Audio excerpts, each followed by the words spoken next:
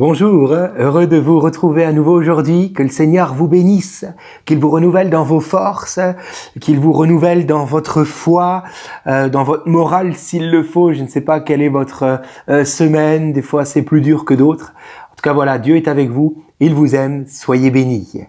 Alors nous arrivons au chapitre 25 du livre de la Genèse. J'aimerais lire pour vous aujourd'hui les versets 1 à 6. Il est écrit ceci: Abraham prit encore une femme nommée Kétoura. Elle lui enfanta Zimran, Jokshan, Médan, Madian, Jishbak et Chouach. Jokshan engendra Séba et Dédan. Les fils de Dédan furent Ashurim et les Letushim et les Lémim. Voilà, j'y suis arrivé. Mince, il s'appelait quand même bizarrement à l'époque. Bon, on continue. Les fils de Madian furent Epha, Epher, Enoch, Abida et Eldaa. C'est plus simple. Ce sont là tous les fils de Kétoura.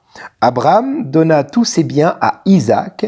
Il fit des dons aux fils de ses concubines et, tandis qu'il vivait encore, il les envoya loin de son fils Isaac, du côté de l'Orient, dans le pays d'Orient. Amen.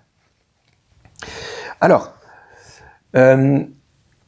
comprenons quelque chose. Donc, Sarah est morte déjà depuis 3 ans dans notre texte.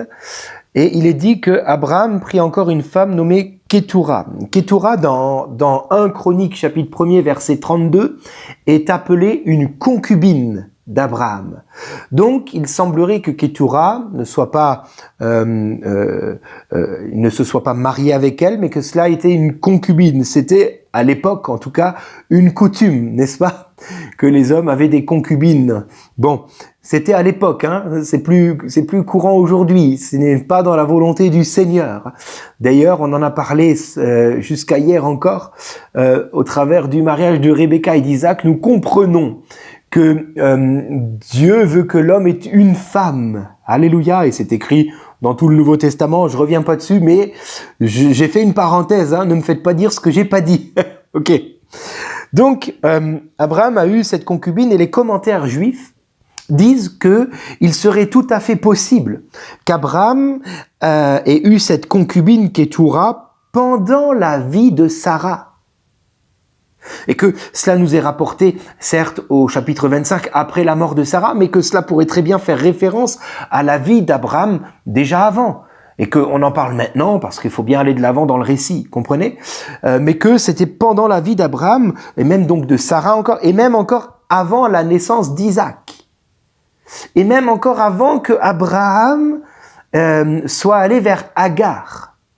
Finalement, les commentaires juifs disent que ça pourrait très bien venir de cette relation-là que Abraham avait avec Kétoura, que Sarah s'est dit, ben tiens, peut-être pourrait-il prendre ma servante Agar, afin qu'elle enfante sur mes genoux, me donnant ainsi un fils.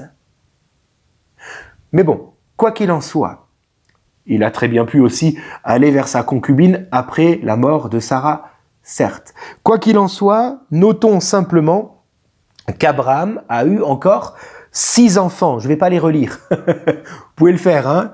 C'est le verset 2. Voilà. Il a eu 6 enfants avec Kétoura. 6, le nombre 6 dans la Bible représente le nombre de l'homme. Hein. C'est l'homme, c'est le terrestre. Et Abraham, on l'a lu au verset 6e, va leur faire des dons et les envoyer dans le pays de l'Orient, c'est-à-dire en Arabie. Seul Isaac, le fils de la promesse, va obtenir tout l'héritage d'Abraham. Alors j'aimerais aujourd'hui que nous nous rappelions simplement que oui, si on revient sur cette image qu'Abraham est l'image du Père céleste, oui, le Père a plusieurs fils, plusieurs filles, dont vous et moi faisons partie. Alléluia, par notre foi en Jésus-Christ, nous devenons enfants de Dieu. Donc oui, Dieu a plusieurs fils, plusieurs filles, mais un seul est l'héritier. C'est Isaac, le fils de la promesse, c'est-à-dire Jésus-Christ. Abraham a donné toutes ses richesses et tout son honneur à Isaac. Isaac va vivre toute sa vie avec la réputation, l'autorité et l'honneur de son père, qui s'attache à lui. Et les chefs et tous les rois vont honorer Isaac pendant tout le temps qu'il va vivre sur la terre. De la même manière, il est écrit au sujet de Jésus-Christ, dans Jean 5, versets 22-23, de plus, le Père ne juge personne, mais il a remis tout jugement au Fils, c'est-à-dire à Jésus, afin que tous honorent le Fils comme ils honorent le Père. Celui qui n'honore pas le Fils n'honore pas non plus le Père qui l'a envoyé. Amen. Et un peu plus loin, versets 26-27, toujours dans l'évangile de Jean, chapitre 5, « En effet, comme le Père a la vie en lui-même, ainsi il a donné au Fils d'avoir la vie en lui-même. » Alléluia. Un seul est l'héritier. Un seul a la vie de Dieu. Un seul est réellement le Fils de Dieu. C'est Jésus-Christ. Isaac a été placé à la tête de tous les biens d'Abraham, tout comme Jésus-Christ a été placé à la tête de tout l'héritage de Dieu le Père. Éphésiens chapitre 1er verset 22, « Il a tout mis sous ses pieds et il l'a donné pour chef suprême à l'Église. » C'est Jésus-Christ. Alléluia. Alors nous sommes tous fils, tous filles de Dieu par la foi en Jésus. Mais il n'y a qu'un seul héritier, Jésus-Christ. Voilà pourquoi il est écrit d'ailleurs dans Colossiens 2,10, « Nous avons tout pleinement en Jésus-Christ. » Car c'est lui l'héritier. Oh, je ne veux surtout pas devenir un chrétien qui pense avoir quoi que ce soit par lui-même. Certes, je suis enfant de Dieu parce que je suis racheté par grâce. Mais si je suis enfant de Dieu, c'est au moyen de ma foi en celui qui est l'héritier, en celui qui a tout, en celui qui est tout. Car si Dieu le Père a la vie en lui-même, le Christ aussi a la vie en lui-même. Je suis donc fils de Dieu par le Fils de Dieu. Et ce que j'ai, ce n'est pas moi qui l'a, c'est le Fils qui l'a en moi. Je veux donc marcher dans l'humilité tous les jours de ma vie, en réalisant que ce que j'ai est à Jésus-Christ. Ce n'est pas moi l'héritier, c'est lui. Or, s'il me permet de jouir pour un moment de ce que j'ai, gloire à son nom. Mais je ne veux pas oublier le jour où il en aura besoin, de lui dire « Prends car c'est à toi ». Alléluia. C'est lui l'héritier. Et ce que j'ai, c'est en lui que je l'ai, car vous avez tout pleinement en Jésus-Christ. Nul salut en dehors de Jésus. Jean 14, verset 6. Jésus nous le rappelle, je suis le chemin, la vérité et la vie. Nul ne vient au Père que par moi. Alléluia. Je ne peux pas penser trouver de salut par mes efforts, trouver de salut par l'une ou l'autre religion, l'une ou l'autre idole. Non, le salut se trouve en Jésus-Christ, car tout jugement lui a été remis. Et il fait grâce. Son sang a coulé à la croix afin de nous sauver. Lui seul est l'héritier. Et il partage son héritage avec ceux qui acceptent de lui prêter foi pour le restant de leur vie. Alléluia, c'est cela la bonne nouvelle. Alors nul salut en dehors de Christ, nulle bénédiction en dehors de Jésus-Christ. Éphésiens chapitre 1er verset 3. Béni soit Dieu le Père de notre Seigneur Jésus-Christ, qui nous a bénis de toutes sortes de bénédictions spirituelles dans les lieux célestes en Jésus-Christ. Alléluia.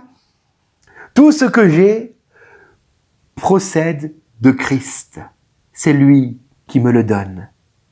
C'est lui qui me sauve. C'est lui qui me bénit. C'est lui qui répond à mes besoins. C'est lui qui m'a donné tout ce que j'ai. Et même si j'ai peut-être travaillé pour recevoir ce que j'ai aujourd'hui, j'aimerais qu'on se le rappelle, la force, la santé, l'énergie, l'endroit, le contexte dans lequel j'évolue, tout cela procède de la grâce de Dieu, de la main de Jésus-Christ dans ma vie.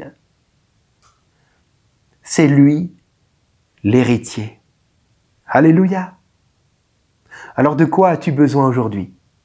As-tu besoin de remplir ton frigo? As-tu besoin d'un travail? As-tu besoin d'un conjoint? As-tu besoin de ta famille qui revient vers toi? As-tu besoin de protection? De quoi as-tu besoin aujourd'hui? J'aimerais aujourd'hui te le dire de la part du Seigneur.